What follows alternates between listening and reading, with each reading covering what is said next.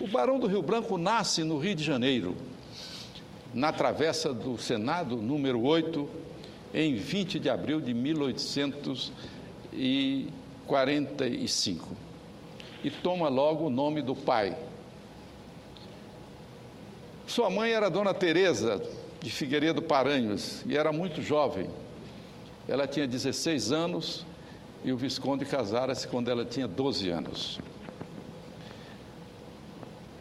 Aos 10 anos, o Barão do Rio Branco ingressa no Colégio Pedro II, onde foi um aluno talentoso e brilhante e não recebeu o diploma do curso de letras porque ele desejava entrar e ser diplomado em ciências jurídicas e sociais.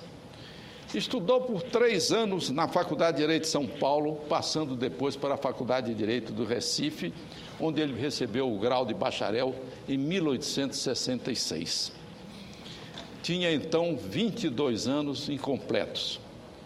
As duas faculdades, como todos nós sabemos, eram os centros intelectuais do país, onde estudaram Rui Barbosa, Joaquim Nabuco, Castro Alves e tantos outros. Formou-se em dezembro de 66, seguiu para a Itália, para a Alemanha, para a Áustria, França, Inglaterra, Espanha, com a grande curiosidade intelectual que o levava a visitar museus, arquivos, bibliotecas, além de conhecer hábitos e línguas de diversos países. Toma o gosto que o acompanhará pela vida inteira das estações de água, como Baden-Baden, onde retornou muitas vezes durante a sua vida. Mas ele era um homem que gostava da boa mesa, tinha o gosto de viver, de espetáculos, da boêmia e de cultivar amizades.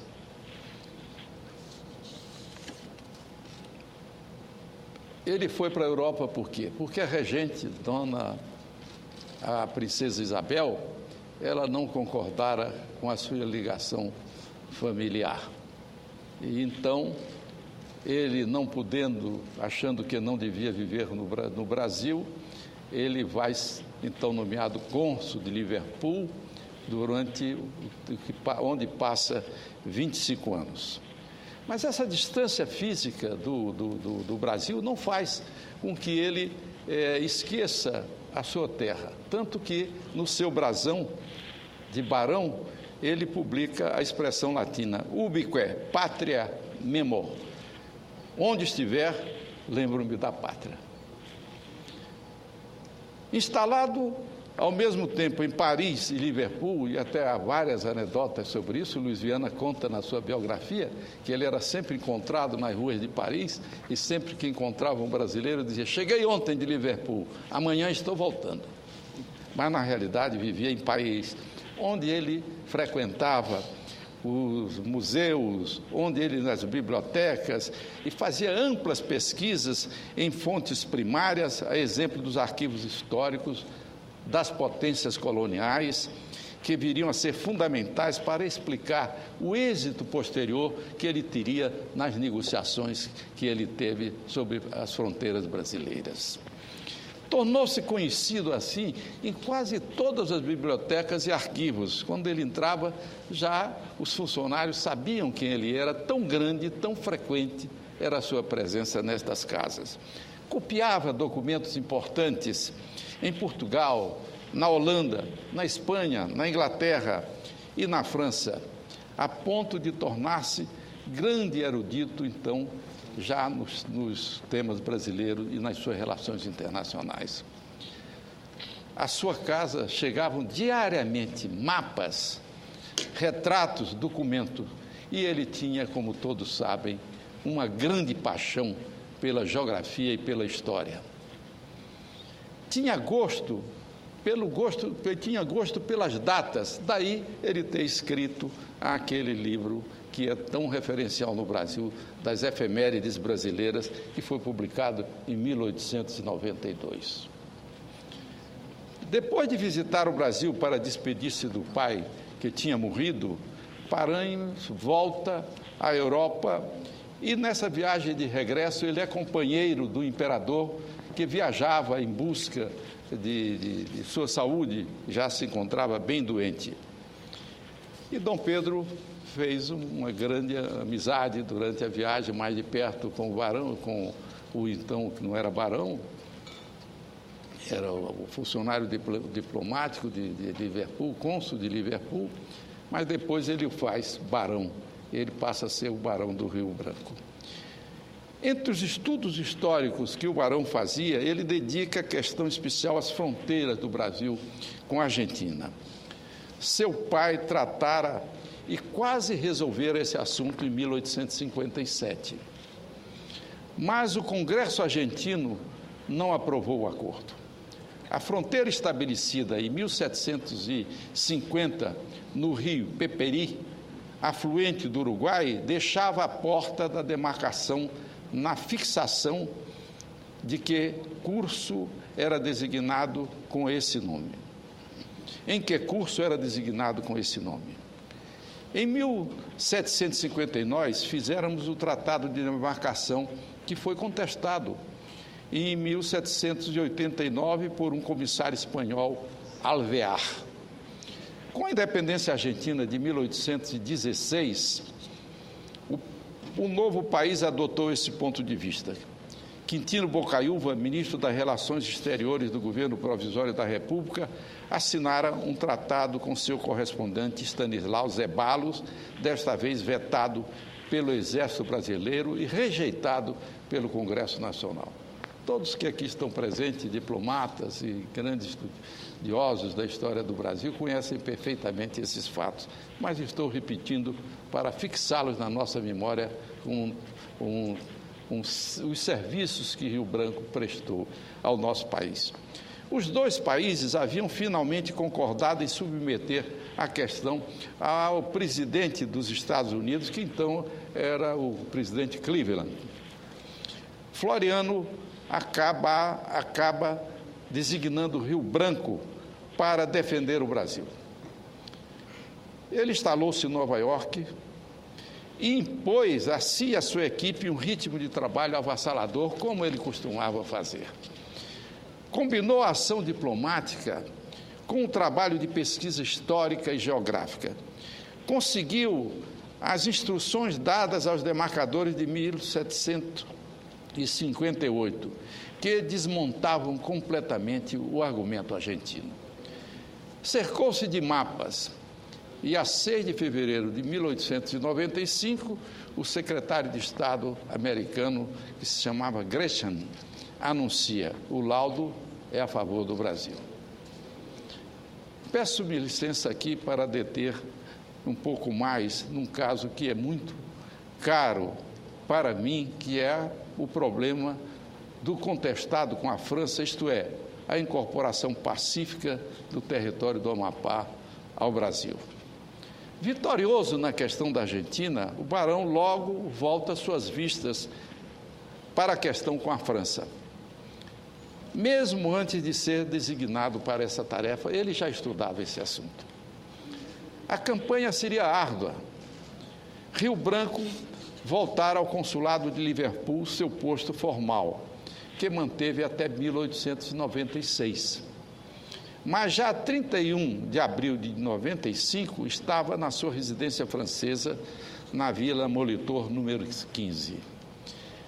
Nos próximos 5 anos, ele se dedica num trabalho gigantesco à construção da vitória.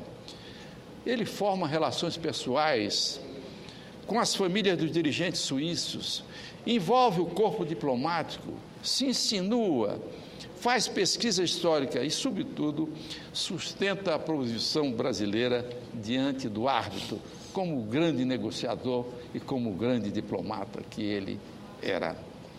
O Amapá passa a ser, então, o único estado do Brasil que se tornou brasileiro pela vontade de ser brasileiro.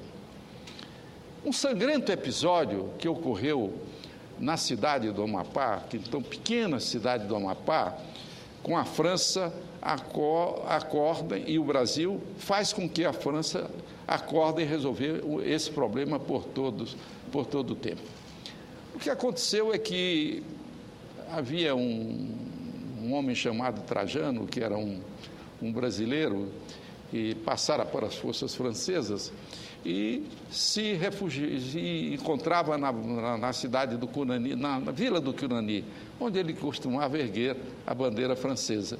Então, os brasileiros acharam que deviam ir e baixar a bandeira francesa, os amapaenses, e levantar a bandeira brasileira. Os franceses, vindos de Cayena, sob o comando do capitão Lunier, ele então invade a cidade do Amapá, tem uma grande luta, onde o capitão francês é morto pelo Veiga Cabral, o famoso Cabralzinho, que depois veio a ser general honorário do governo brasileiro, e os franceses, tomados de um grande espírito de vingança, fazem um verdadeiro massacre nessa cidade, com mais de 70 pessoas mortas.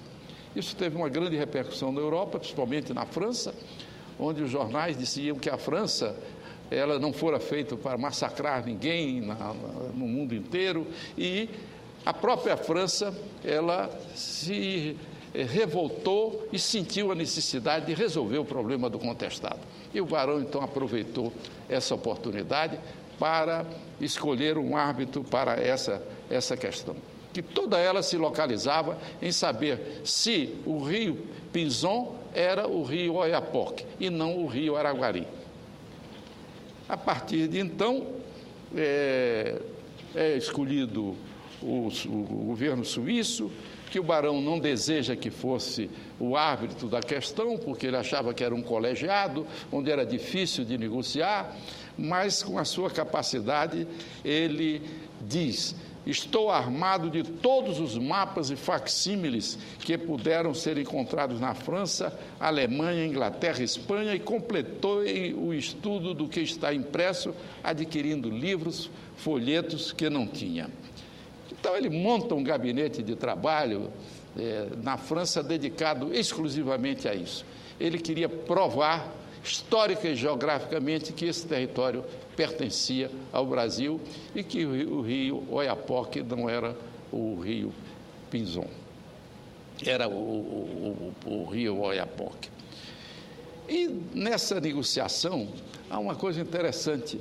O Rio Branco, ele com seu gênio, ele então estuda tanto o problema que ele inverte, dizendo que a questão não era o rio Pinzon, mas que o Brasil se sentia, de acordo com os mapas históricos, a reivindicar o que a França tinha como Guiana Francesa, além do rio Apronhague e o rio Maroni.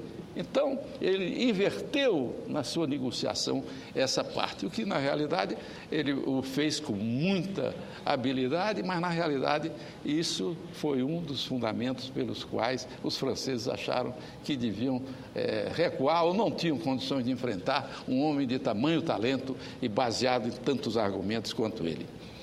E, em agosto de 98, nós ratificaram-se os termos em que devia ser julgada a pendência e a designação do representante brasileiro foi, então, concertada entre os dois presidentes.